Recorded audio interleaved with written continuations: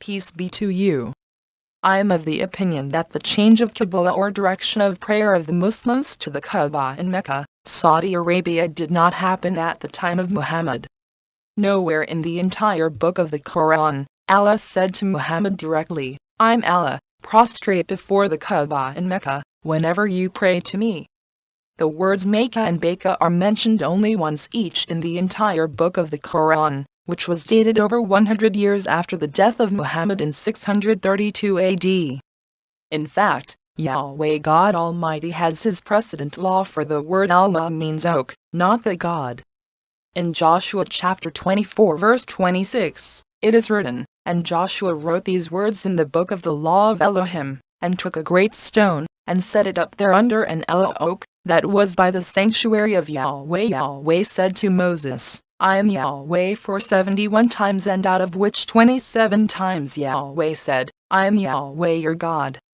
The original blasphemy law of Yahweh in Deuteronomy chapter 18 verse 20 says, "But the prophet, which shall presume to speak a word in my name, which I have not commanded him to speak, or that shall speak in the name of other Elohim, even that prophet shall die." Yahweh cannot dishonor his own law, and took a Hebrew word Allah, to become his title apart from Elohim. Let's listen to Dr. J. Smith, a Christian apologist, who earned a second master's degree in Islamic studies from Fuller Theological Seminary and a Doctor of Philosophy at the London School of Theology. By invoking the United States Fair Use Law, I shall play the recorded video clip of his theory as to who actually created Islam, Quran and Muslims, since Allah actually remains an oak tree. The Mosque of the Two Qiblas supposedly was facing Mecca, but it was returned, it moved to Mecca later. What was the earlier Qibla? When they uncovered it, they were refurbishing the mosque in 1987, and as they dug down, they came across the original Qibla. And look what they found. The original Qibla was not facing Mecca, it was facing the opposite direction, towards Petra, in Jordan. The great mosque in Guangzhou in China, built in 630, which is Guangzhou, I've been told. Sorry, I got it wrong. Did I still say it correct? Anybody correct me? I got hammered by a Chinese the other day for saying it wrong. Guangzhou, Zhao. It's now Canton today. In 630, take a look. It's 12 degrees off. So where is it facing? Not Jerusalem, not Mecca, but Petra. Look at the date, 630. The Fustat Mosque outside of Egypt, the one we've been referring to, built in 641. The direct description of the original floor plan showed a Qibla to the east, and then later turned towards the south. Dan Gibson found that that Qibla towards the east was Petra. Therefore, in 700 AD, it was still facing Petra. The Al-Aqsa Mosque, now take a look at this one. This is the Al-Aqsa Mosque that's right there in front of the Dome of the Rock. It's built in 706, built on a citadel. But when you look at the entire citadel, both of the Al-Aqsa Mosque, which is here, and the Dome of the Rock, which is up there, when you look at the two of them, you will see that the entire citadel is facing one uniform direction. So both the Dome of the Rock, which is built in 691, and the Al-Aqsa Mosque, which is built in 706, both of them are, in fact, all of the citadel is facing Petra. And it's still facing Petra today. It hasn't changed. This is what we think so far. To make sense of all what's going on, we need to begin with Abdullah ibn Zubair. Abdullah ibn Zubair was the one that rebelled against the Umayyads. He didn't see them as legitimate rulers. He was the governor of Petra himself. When he rebelled in 683, during the beginning of the Marwanid period of what we know as the Umayyad Caliphate. You had the Sufyanis from 661 up until 680, then Marwan the first takes over power, and then 683, Zubair rebels against him. He's there in Petra, and this is the beginning of what we know as the Second Civil War. Now what's curious and what's interesting is the Umayyads are not down in Medina, they're not down in Mecca, they're not in Jerusalem, they're not in Petra, they're way up in Damascus. What are they doing way up in Damascus? Why has no one questioned this? That's even another 450, 500 miles even further north. So if this is the center of Islam, why is it so far away? In fact, you're talking about almost 1,000 miles away from Mecca. It's obvious that people haven't asked these questions because these are damaging questions. And that's why we're asking them now. And you can then understand why Zubair, when he then rebels against the Umayyads, he's got to leave Petra. So what does he do? He destroys the Kaaba, and then he takes the black stone, which is in Petra. There is documentation that it's been there for many years. Wherever the black stone is where God's presence is. He takes the black stone, leaves Petra in 683, and flees down to the south. Where did he flee to? Looks like he fled to Mecca.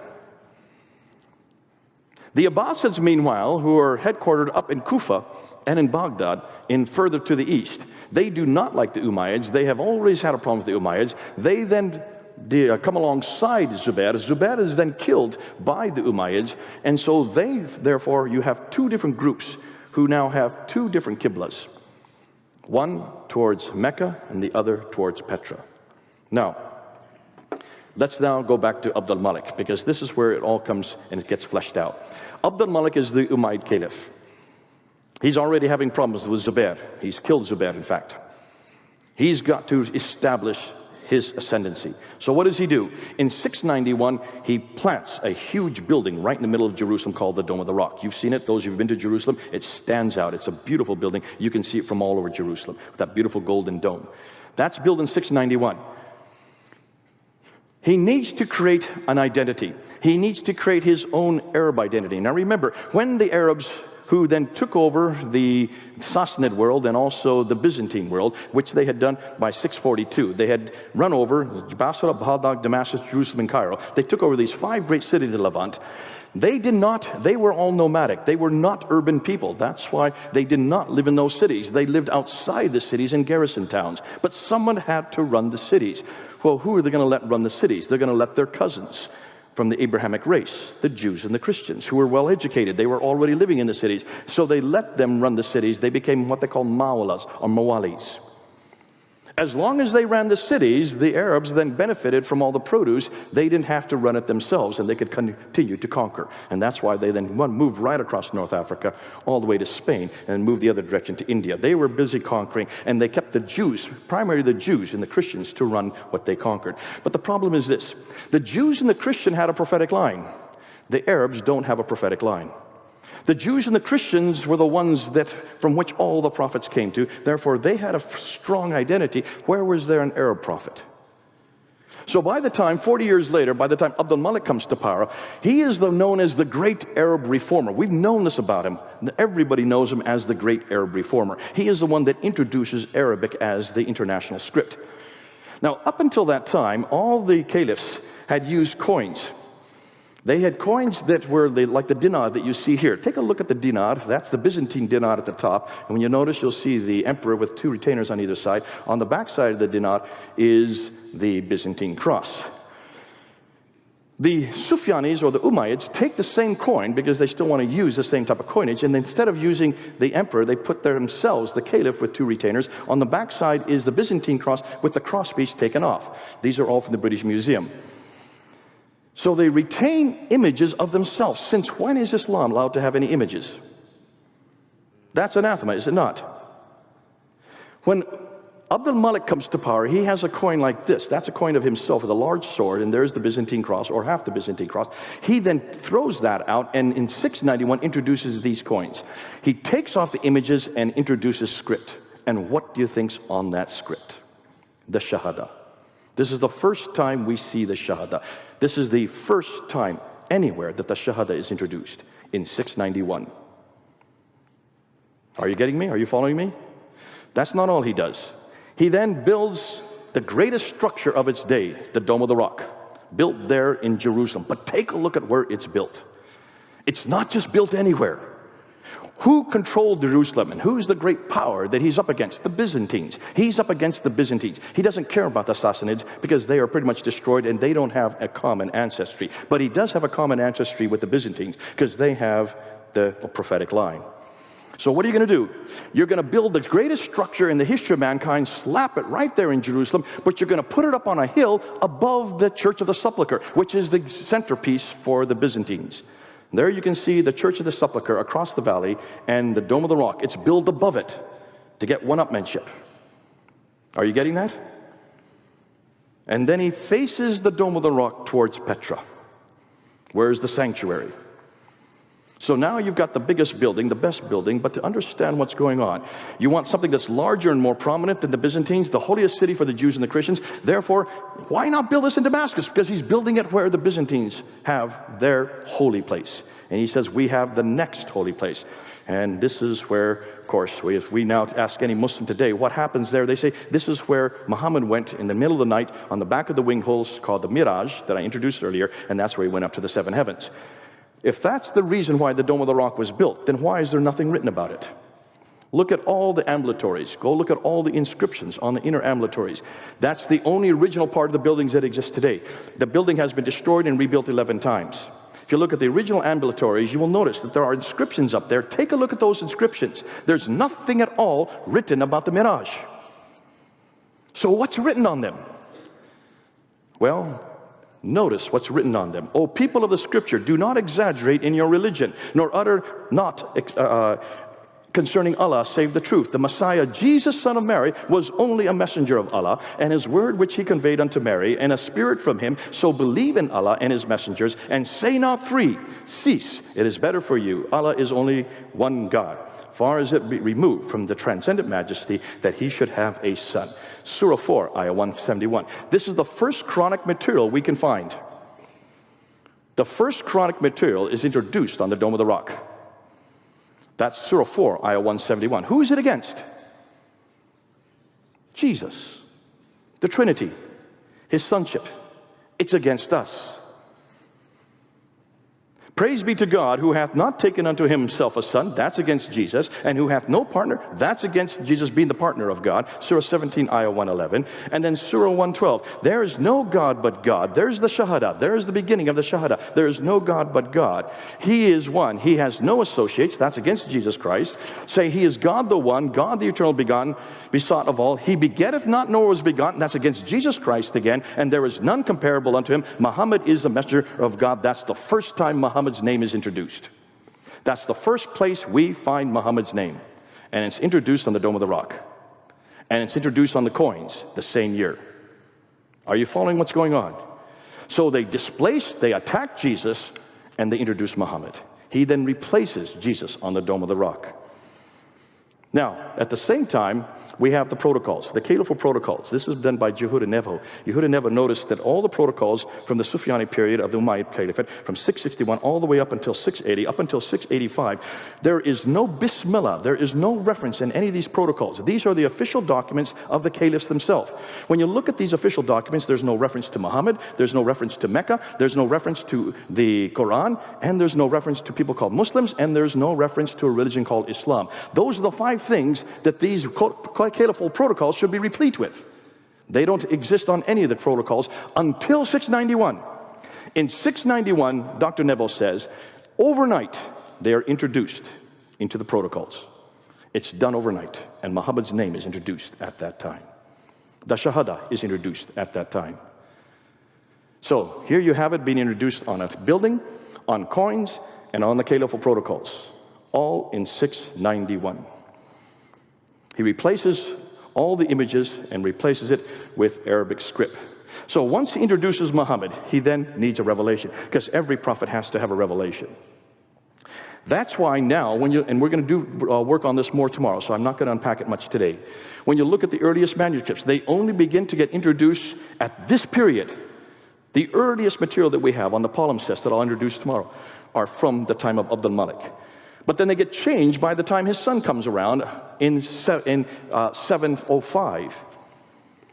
The earliest Quranic manuscripts begin to appear during the reign of his son Al-Walid from 690s to 750s. None of these manuscripts that we're going to see tomorrow are complete, nor do they even parallel each other, nor do they parallel the Quran that we have today. They continue to be changed and corrected for 200 years. Therefore, the sanctuary in Petra is destroyed by an earthquake in 713. Once the earthquake comes and destroys Petra, that means God's presence is no longer there. So the Umayyads have no other choice but then to move the sanctuary down to Mecca. That's why then from that time on, they decide, and this is where the rivalry goes on. When are they going to actually move it up to Mecca, went down to Mecca, and that's where the rivalry begins. And that's why the Abbasids start coming to the fore. And it's the Abbasids then that start changing the Qiblas starting in 731. So, here you go. Now that the Muslims have a prophet, who now has a revelation, who now has a sanctuary, Mecca, they need a history. So what do? Can you now understand why the Siddha takes so long to get written?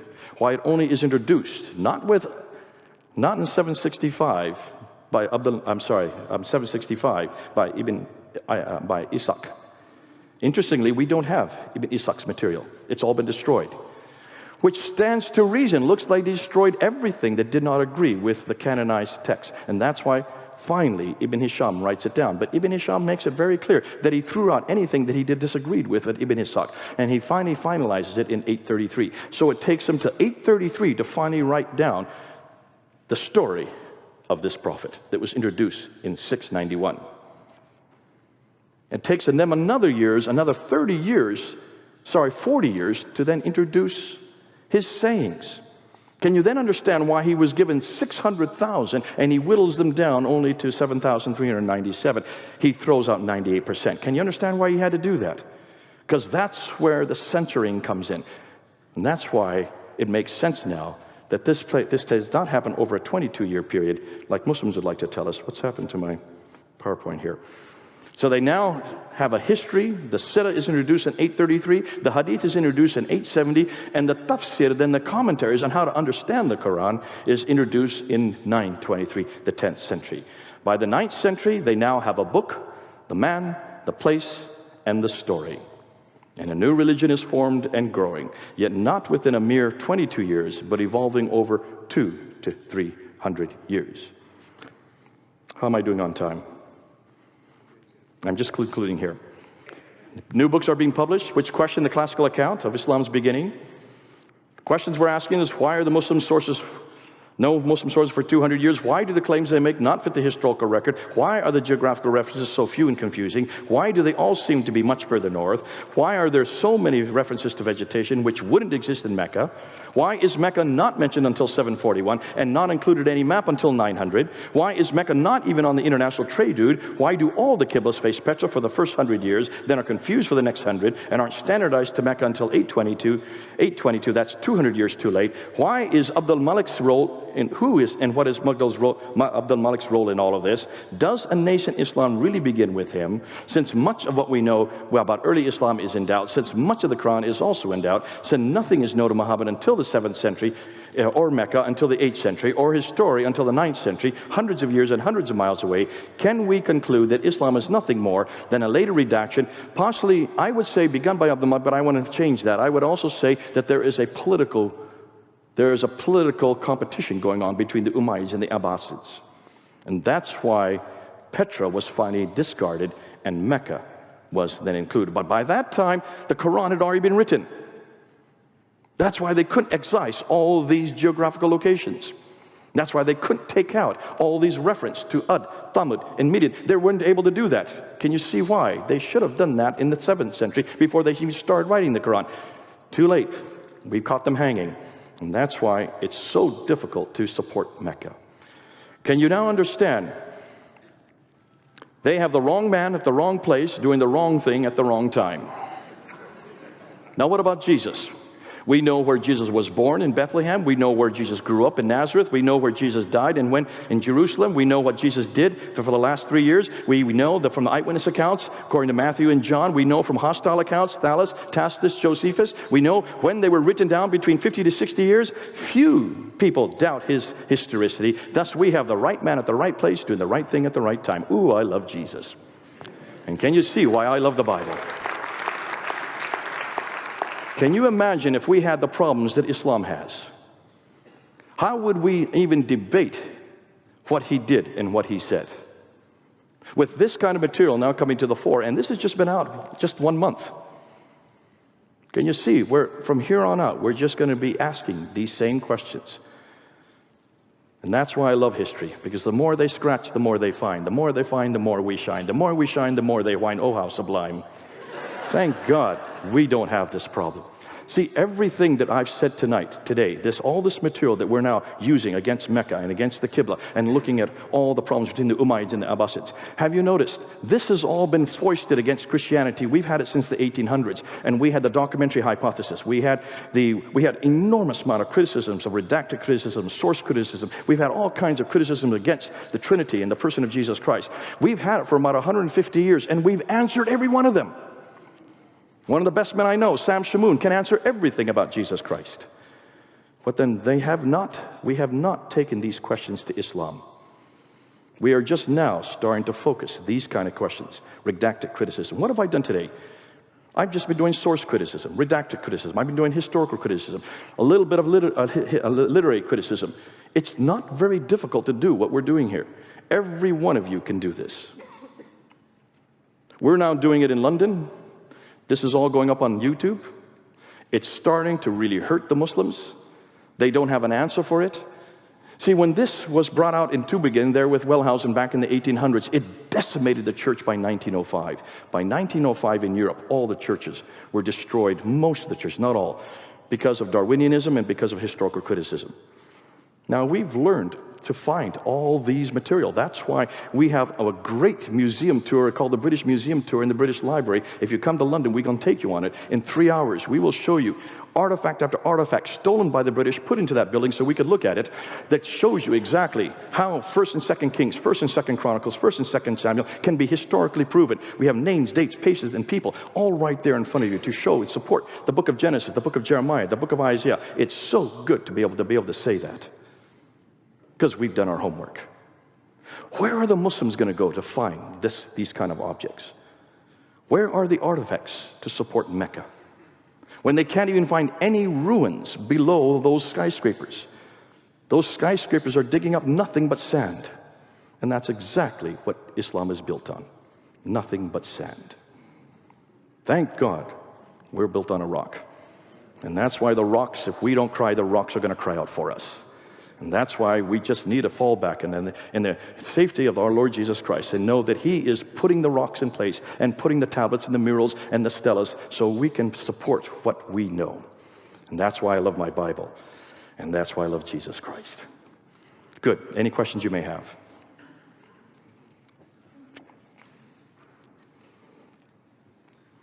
Yeah. Is this being recorded, by the way? Is this being recorded? It's being filmed? Do you want me? Okay, he'll use the microphone. Thank you for the information. It was great, and appreciate you sharing that with us, and look forward to being able to use that. I did one question, though, was you mentioned the mosques that were built in 632 and various stages. What's the history behind those? What were they being built for? If Muhammad and the Quran hadn't come into place yet, the sort of the history behind all that, why were these mosques popping up? Okay, good question. The question is, what are you going to do with Guangzhou, a mosque in 630? What are you going to do with the Medina, the two Qibla mosque, which is 624? What are you going to do with these mosques so early? Is what you're getting at. Remember, what was Petra before the Muslims took over it? It was the Nabatean sanctuary. So these would all be Nabatean temples that had been taken over by the Muslims, who then made them into their own mosques. A mosque means a place where you bow down. That's what a mosque is. It's a masjid. It's a place to bow down.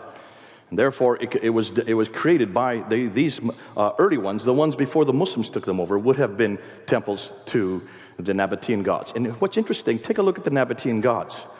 Who is the primary Nabatean god? His name is Allah. That's a Nabatean god. Isn't that interesting? Allah has a wife, Alat, which is the feminine form of Allah. The other name for Alat is Aluza. Have you heard that name? Alat, Aluza, and Al-Manat. Take a look at the Quran, Surah 53, Ayah 19 and 20. These are the satanic verses. These are the three goddesses that are mentioned in the Quran itself. These are Nabatean goddesses. Now, I read in my Quran in Surah 6, Ayah 101, that God cannot have a consort. Then what's He doing with Alat, His consort? Ooh, I love this. Makes my job a lot easier. which means this Allah, this supposed Nabatean God from which all these people are praying to, is a borrowed God, but they got the wrong God. They should have never used Allah, because Allah is not only a pagan God, he is a polytheistic God. He has a wife named Allat and Al-Uzza, which proves to me he cannot be the God we're looking for. Therefore, what and who is Muhammad? And what you've noticed today, we're not only confronting the God of Islam, Allah, we're also confronting the man of the Islam, Muhammad. Because after everything you've heard today and what you're going to hear tomorrow, those who were at the debate yesterday, the ones who were here yesterday, did you hear what we did with the manuscripts? We've pretty well destroyed any notion that the Quran existed before the 8th century.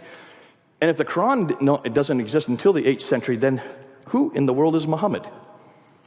And what's his purpose? And in one fell swoop, we're destroying Allah, Muhammad, and the Quran all at once. And without Allah, Muhammad, and the Quran, what is Islam? Ooh, I love it. And that's why these are good questions, but remember, it all fits to the historical record. And that's why the documentary evidence fits the archaeological evidence. Tomorrow we're going to see it also fits the manuscript evidence. It's all fitting to one piece.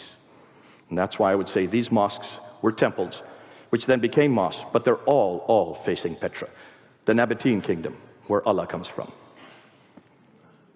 Didn't they find some Qurans that were actually too early? Okay, the question is, did they find some Qurans that were actually too early? And this is called and we can talk more about it tomorrow, but this is what the folios, the Birmingham folios.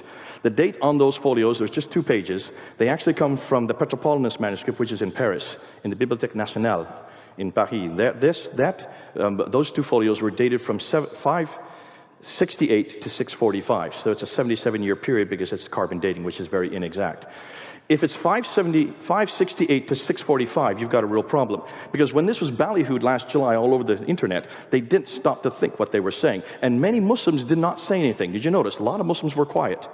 Because how can you have 2 folios of a manuscript from Surah 18, 19, and 20 that are from 2 years before Muhammad was even born, and then existed 7 years before the Quran was even written? Ooh, you've got a problem. But that's not the only carbon datings that they've done. They're now dating also the Sana manuscript. And the dates they're getting that are 443 to 543. That's the 5th and 6th century. That's long before Muhammad was born, long before Islam began, and certainly long before the Quran was written. Ooh, I love this. So it looks like these are pre-Islamic, pre-Quranic texts. They are Quranic in that they are very similar to what we have in the Quran. But look at the stories that they include. Surah 18, 19, and 20 include the story of Dul Qarnayn, who is Alexander the Great. They include also the 7 sleepers, and they also include the story of Moses, which does come from the Bible, but not the same stories we have in the Bible. These are apocryphal writings. These are sectarian writings. These we know well of because the Quran is full of them.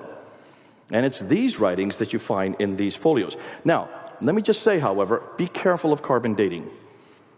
I have a feeling that most of these dates are wrong because they're all over the place. The fact that they're so early and that they are not consistent. I would suggest that as more time is being put into them, they're probably going to find that these carbon datings are not correct. And therefore, I would go with the paleographical and the codicological discoveries. Those are much more exact. We'll talk more about those tomorrow because the paleographical studies that are being done on the Quran are much more exact. And that's why we're going to go with those dates. Nonetheless, either way, Muslims have it wrong because this means the Quran existed long before Muhammad. Muhammad had nothing to do with it. And the paleographical studies say the Quran existed long after Muhammad. Muhammad had nothing to do with it. So either way, Muhammad had nothing to do with it.